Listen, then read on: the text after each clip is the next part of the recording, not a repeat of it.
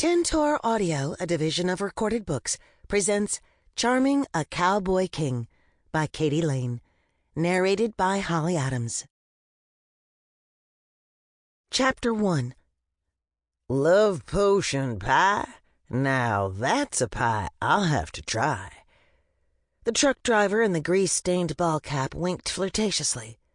Of course, I'm already half in love, sweetheart. It took every speck of willpower Paisley Stanford had not to snort in disgust. She wasn't disgusted with the flirting trucker as much as the entire concept of love.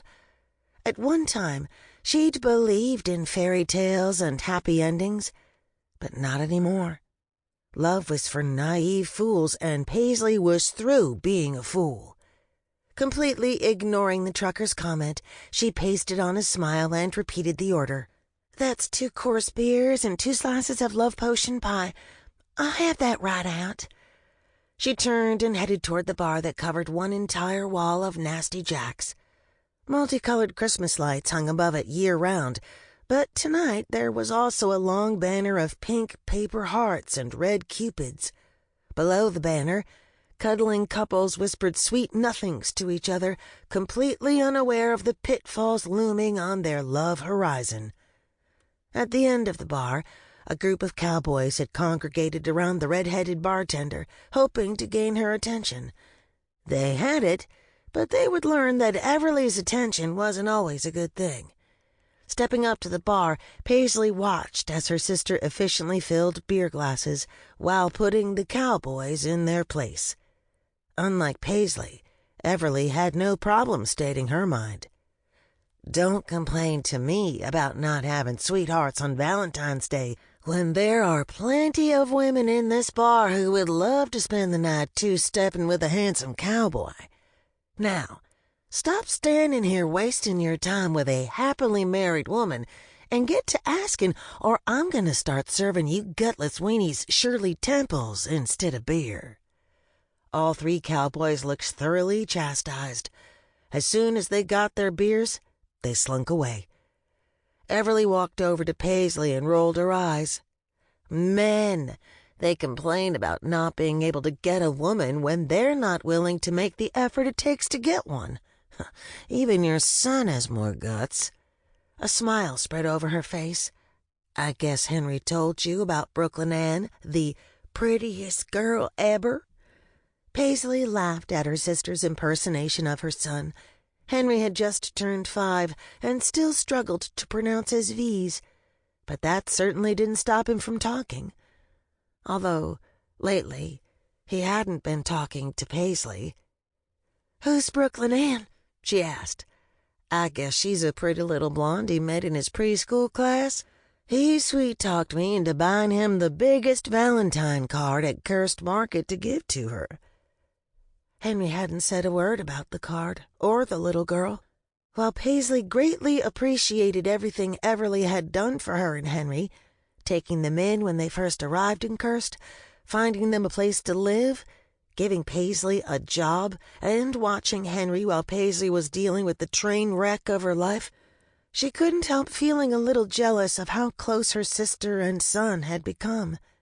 Of course, she couldn't blame Henry. Everly was vivacious and fun and strong. She would have never put up with a man abusing her. She would have left Jonathan the first time he'd hit her. Unlike Paisley, who had allowed the abuse to go on for years. It had taken Jonathan threatening Henry to finally get her to leave. Otherwise, she would probably still be with him. Which was just weak and pathetic. "Okay, what's that frown all about, Pais?" Everly cut into her thoughts. "It's not a big deal Henry didn't tell you about his girlfriend.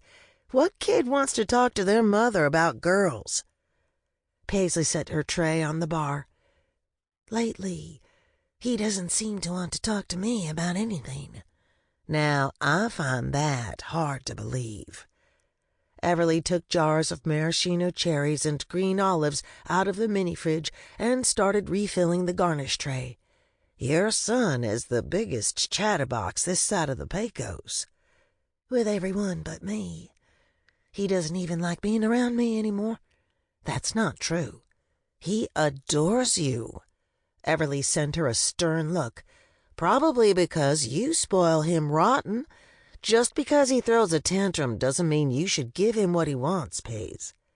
"I don't always give him what he wants." When Everly lifted an eyebrow, she conceded. "Okay, so I have spoiled him lately, but only because he's been through so much." "He's okay, Paige."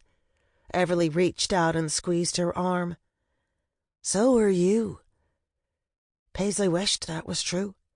She didn't feel okay. She felt like an untethered helium balloon that was floating away.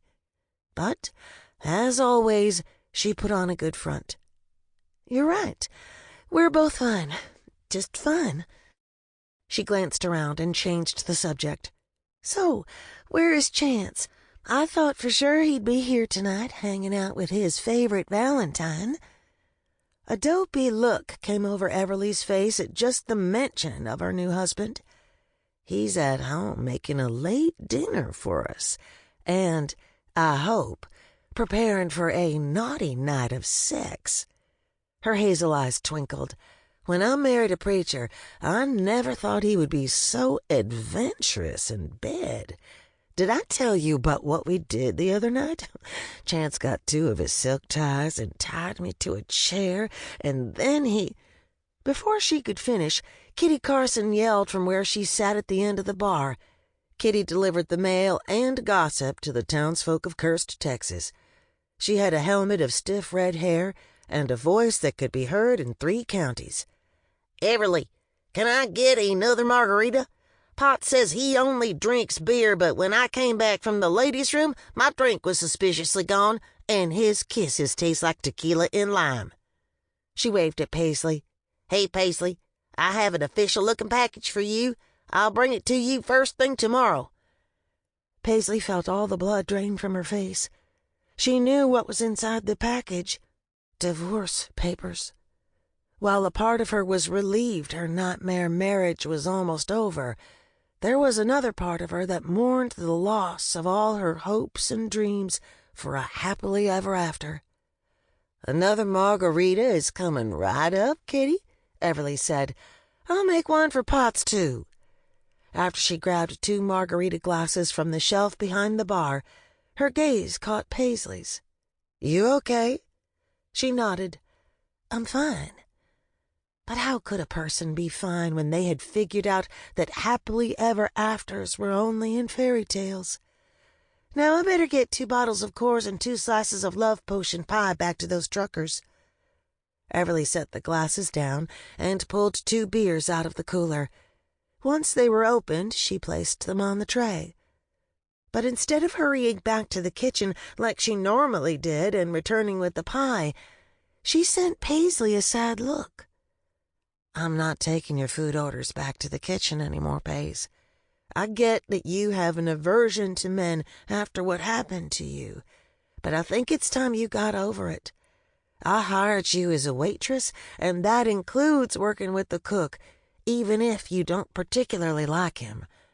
So stop being a weenie like those cowboys and face your fears." As much as Paisley wanted to argue, she couldn't.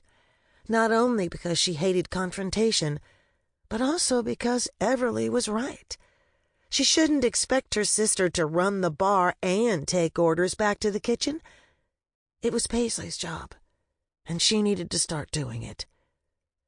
Leaving her tray on the bar, she headed to the swinging door that led to the kitchen. She hesitated for only a second before she pushed her way through. The kitchen smelled like a mixture of sautéing onions, frying French fries, and spicy wings.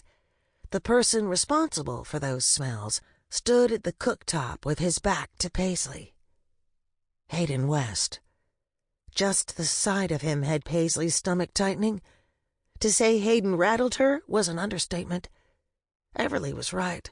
She did have an aversion to men after Jonathan's abuse, but her reaction to Hayden wasn't just wariness. He also made her feel exposed, like his deep cobalt blue eyes could see right through her fake smile and calm facade to the scared, insecure woman beneath. While he joked and teased with Everly, he spoke to Paisley with formal respect, like she was his Sunday school teacher, although she doubted he had spent much time in Sunday school. From what Everly had told her, Hayden was an ex-bronc rider from Montana who'd started drifting around the country after his rodeo career cratered. He'd wandered into Cursed by accident and decided to stay a while. During the day, he worked as a ranch hand for the Kingman Ranch, and 4 nights a week he ran the kitchen at Nasty Jack's. And ran it well. Paisley had tasted his cooking, and he knew his way around a stove, which was obvious by watching him now. He was well over 6 feet tall, with broad shoulders and biceps that stretched the sleeves of the Nasty Jack's t-shirt he wore. And yet, he moved with graceful efficiency as he pulled wings from the fryer and placed hamburger patties on the flat top. His hair was a deep chestnut brown, cut short in the back and on the sides, with the top longer. When he wasn't wearing his black Stetson, like now, a couple stray locks fell over his forehead. He was ruggedly handsome, with his deep-set blue eyes, high cheekbones, and square jaw that was always covered in dark stubble. Not that Paisley cared about handsome men. Jonathan had taught her beauty was only skin-deep. But plenty of other women noticed Hayden. Whenever he stepped out of the kitchen, every woman in the bar stopped what she was doing to watch his copper-stitched Wrangler pockets pass. "Miss Stanford?" She lifted her gaze from Hayden's butt to find him looking over his shoulder at her. Steam rose around him from the burgers sizzling on the cooktop, causing the locks on his forehead to curl like 2 backward C's. He had obviously caught her checking his butt out, but his eyes didn't hold a twinkle of cockiness. They held the same look they always did when he looked at her. Sympathy. It was that sympathy, coupled with the way he rattled her, that caused her dislike of the man. The last thing she wanted was sympathy, especially from a saddle tramp. She stiffened her spine, hiked her chin, and spoke in a haughty voice. "I need 2 slices of love potion pie." He studied her with his clear midnight eyes, as if he knew she was struggling to hold his gaze and keep up her fake bravado. Just when she was about to call chicken and look away, he did. "Yes, ma'am. 2 love potion pies. Coming right up." After wiping his hands on the dish towel tucked into his jeans, he moved to the prep island where a cluster of pies sat. Wolf Kingman owned Nasty Jack's, and his wife Gretchen made all the pies from scratch. Besides beer and margaritas, they were the best sellers at the bar. People came from all over Texas to get a slice of Gretchen's pies. With an efficiency that was surprising for a man with such large hands, Hayden sliced into the tower of toasted meringue covering the top of the pie and plated a slice. Beneath the thick meringue was a layer of dark chocolate custard on top of an even darker chocolate crust. "I think I might like this pie better than the chocolate peppermint pie Gretchen made for Christmas," he said without looking up. "Have you tasted it?" "I don't like chocolate." He hesitated for a brief second before he sliced another piece of pie. "I don't think I've ever met a woman who didn't like chocolate. So, what is your favorite pie?" "I don't have a favorite. I don't like sweets." His gaze finally lifted. His eyes held surprise. "No peanut butter cookies, coconut cake, apple pie, strawberry shortcake?" When she shook her head, he continued to toss out desserts. "Tiramisu, hot fudge sundae, mud pie?" "No." He looked at her as if she was a puzzle he couldn't quite figure out, or a weird anomaly that made no sense. "Not even candy as a kid?" "We weren't allowed to eat candy." Again she read sympathy before he looked away. "Everly mentioned that your parents were strict." "Strict was putting it mildly. Paisley and Everly's parents had been rigid perfectionists with high expectations. Paisley had tried to meet those expectations. Everly hadn't. It was obvious which daughter had made the right choice. "I really don't have time for conversation," she said. "I just need the pie." He nodded before he picked up the plates and moved toward her. Try as she might, she couldn't stop herself from taking a step back. He froze. His gaze locked with hers for a long, uncomfortable moment before he turned and set the plates back on the prep island. "I'll just let you get those. I need to check on my hamburger sliders before they get too well done." Relieved, Paisley quickly grabbed the plates and headed for the door. But before she could get there, Hayden stopped her. "Paisley." It was the first time he had used her given name. He always called her Ms. Stanford. For some reason, hearing Paisley spoken in his husky voice made her feel even more unnerved. She gripped the cold plates and tried to keep her voice steady and calm. "Yes?" After a slight hesitation, he spoke. "I get why you're leery of men, but I just want you to know that I would never hurt you." Chapter 2. Once the door swung shut behind Paisley, Hayden released a long sigh. She was scared of him. He knew she didn't like him. That had been easy to figure out from the way she went out of her way to avoid him. But he hadn't thought she was afraid of him. Damn, if the fear he'd seen in her eyes hadn't just broken his heart and pissed him off. Once again, Hayden wished he'd gotten a few punches in the night he'd had Paisley's husband in his grasp. Of course, that would only make Paisley fear him more. She was like an abused horse. She only knew what she'd been taught. She'd been taught that men hit when they got angry.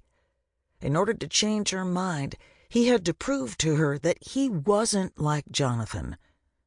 He shook his head. "Whoa there, Cowboy.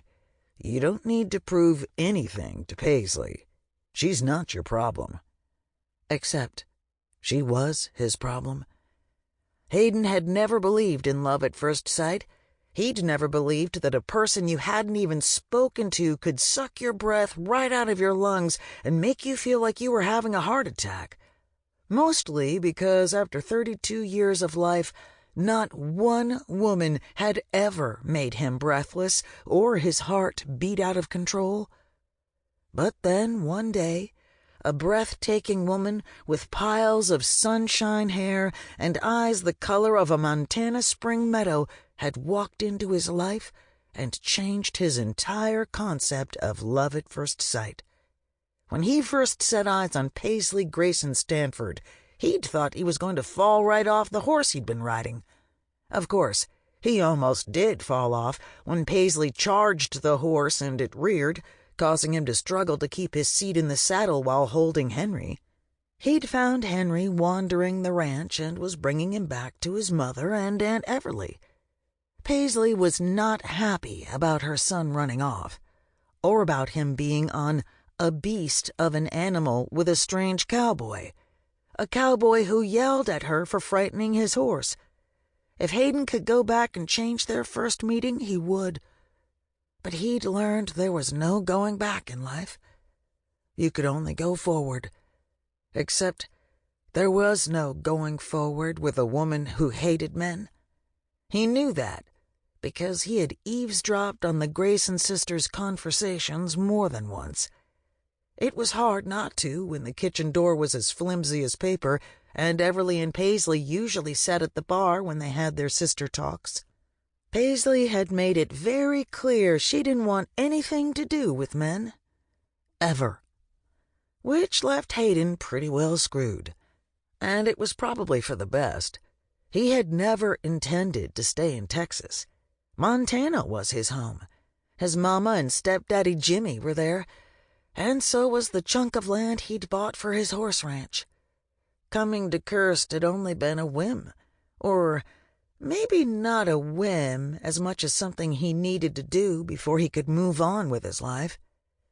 The smell of burning hamburgers pulled him from his thoughts, and he hurried over to the cooktop to find all the sliders burned on one side. That's what he got for daydreaming about a woman who was too damaged by her past to give him a second glance. He threw the ruined burgers in the trash and made some fresh ones. He had just finished placing them on the cooktop when the back door squeaked open, and a little boy in Spider-Man pajamas, a cowboy hat, and boots strutted in. "Hey, hey!" He tipped up his hat and flashed an adorable grin at Hayden. Henry James Stanford didn't stand much over 3 feet tall. He had blonde hair like his mama, and golden eyes like Everly. Like his aunt, the kid could talk a rattlesnake out of its skin and never pulled punches. He wrinkled his freckled nose. "What you cooking, Hay? It smells like dog poop." Hayden wiped his hands on the dish towel tucked in his belt. "I think the better question is, what are you doing here?" He glanced at the clock. "At 9:23 on a school night? Shouldn't you be in bed?" "I was in bed. Hassie tucked me in real tight and read me my favorite story, Little Blue Truck.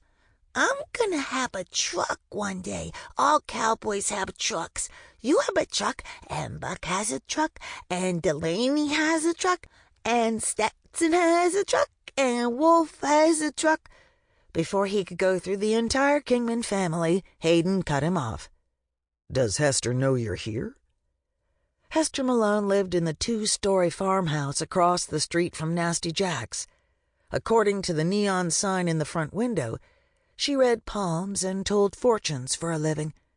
At first, Hayden had been a little leery of the silver-haired woman who always wore black and had unusual purple eyes. But once he'd gotten to know Hester, he discovered she was just a nice lady who had convinced the townsfolk she was psychic. She rented rooms to Paisley and watched Henry when Paisley had to work. "Well," Hayden said when Henry still hadn't answered, "does Hester know you're here?" The guilty flush on the little boy's cheeks was answer enough. Hayden removed the dish towel from his belt. "Okay, partner. Let's get you back before Hester realizes you're missing and calls the sheriff." "But I need to talk to you, Hay. It's important." Henry's hazel eyes filled with tears. If anything was Hayden's kryptonite, it was kids' tears. And women's. And horses'. Okay, he was a sucker for tears in general. He sighed and lifted Henry to a stool at the prep counter. "Okay, shoot. But make it quick. We need to get you back to Hester's." Henry squished up his face. "I got woman troubles." Hayden rubbed the scruff on his jaw to hide his smile. "That's certainly something that will keep a man up at night. I'm assuming this has to do with Brooklyn." "Brooklyn Ann. She likes to be called by 2 names, just like me." "So, what's going on with Brooklyn Ann?" "Well, I got her a nice Valentine, just like you told me." His face fell. "But Brendan got her a great big candy bar. And I guess Brooklyn Ann likes chocolate more than cards 'cause she squealed real loud when she pulled that candy bar out of her Valentine bag, and she only smiled when she saw my card." He looked confused.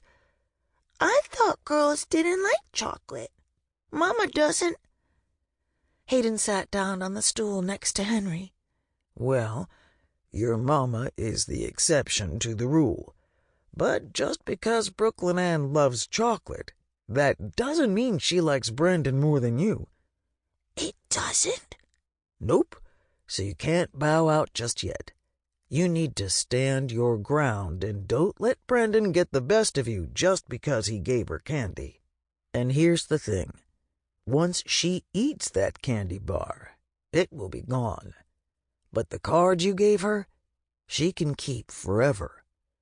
"Forever?" "Yes, sir. Girls love keepsakes. My mama keeps all the cards and letters people have given her over the years, including the ones from Hayden's father. She had tied the notes and cards into a neat stack with a ribbon and given them to Hayden when he turned 18. As a sullen teenager, he'd thrown them all away. He regretted that now. Even if his biological father hadn't wanted to know him, Hayden still had a longing to know his father, which was how he had ended up in Cursed. Henry's face lit up. Thanks, Hay. You are the smartest cowboy ever. Hayden reached out and tapped the brim of Henry's hat. I don't know about that. You're a pretty smart cowboy. Henry's face fell. I'm not a cowboy. Cowboys ride horses, and my mean mama won't let me ride a horse. As if on cue, Mean Mama walked in through the door. Paisley's green eyes filled with confusion when she saw Henry sitting there. If tears were Hayden's kryptonite, Henry was Paisley's. She adored her son. Some might say a little too much. Henry had her tied right around his little finger. All the kid had to do was show any sign of being unhappy, and Paisley gave him whatever he wanted. Although she didn't look like she was in the giving mood at the moment. What's going on? She asked. Henry voiced Hayden's thoughts to a T. Uh-oh. Uh-oh is right, young man. Paisley strode into the kitchen, letting the door swing closed behind her. What are you doing here? Where is Hester? And don't you dare tell me that you snuck out and came here by yourself. Henry's eyes got big, and Hayden stood and tried to smooth things over. I was just going to walk him back home. Paisley turned on Hayden, and her eyes flashed green fire. Without telling me he'd snuck out of Hester's house and crossed a busy street in the middle of the night? He could have been killed. Before Hayden could defend himself, Henry slipped off the stool. No, I couldn't, Mama. I looked both ways, just like you taught me. Left, then right, and then left again, and then right again. That's good, Hayden said. But your mama's right. You still shouldn't have crossed the street by yourself, or snuck out of Hester's without telling her. He looked at Paisley. And I would have told you about him being here. She gave him a look that said she didn't believe him for a second before she turned back to Henry. You're in big trouble, mister. Henry didn't look worried. But I needed to talk to Hay, Mama. About what? About man things, and you aren't a man. You're my mean mama who won't let Hay teach me how to ride a horse. Paisley's gaze snapped over to Hayden, and he held up his hands. I never mentioned teaching him how to ride. But you would teach me, wouldn't you, Hay? Henry looked at his mother, and his bottom lip puffed out. If my mean mama would let you. Now, partner, Hayden started, but Paisley cut him off with a look that pretty much said, "Stay out of it, this isn't your business," before she took Henry's hand and marched him right out the door. Once the door slammed behind them, Hayden sighed. That hadn't gone well. Not well at all. And she was right. She and Henry weren't any of his business. Now all he had to do was convince his heart of that. After he finished plating the sliders and delivered them, he checked in with the other tables to see if anyone needed anything. He figured Paisley wouldn't be back for a while. When he stepped behind the bar to fill some drink orders, Everly glanced at him with surprise. "Shouldn't you be closing up the kitchen and leaving?" Nasty Jacks stopped serving food at 10 o'clock, and Hayden usually left after he finished cleaning up. We had a little incident. He grabbed some whiskey glasses. Henry decided to sneak out of Hester's and pay me a visit. Paisley took him back, and I thought I'd cover for her until she gets him settled. Everly shook her head as she filled shot glasses with tequila. "Damn, that kid reminds me of me. I guess Paisley was ticked. Not at Henry as much as me. I'm not sure if she hates me because she thinks I'm responsible for her. Sample complete. Ready to continue?